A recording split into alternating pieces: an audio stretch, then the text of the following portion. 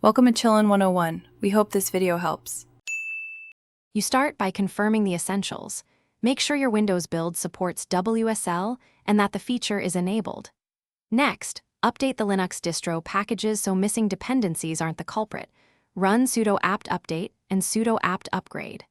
Once done, restart the LXSS manager service or reboot Windows to clear transient state. You perform these steps immediately to eliminate common causes, because many WSL errors stem from outdated packages or a stale service state. This saves time. Now you diagnose the problem by inspecting state and logs. Run WSL list verbose to see running distributions and their versions. That tells you if a distro is stuck. Then check Windows Event Viewer for errors and use journoctl inside the distro for kernel or init failures.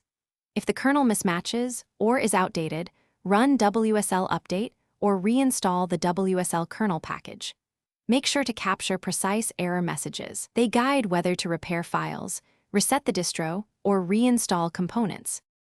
Finish by applying fixes based on your findings. Reset the distro settings or unregister and reinstall the distro if file system corruption persists, but only after backing up important data. Verify virtualization is enabled in BIOS and that Hyper-V or virtual machine platform features are active. Once done, test launching the distro and reapply updates.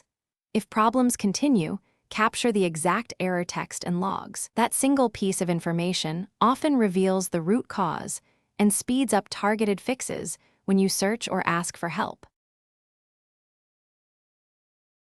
Thanks for watching. Consider subscribing if we helped you.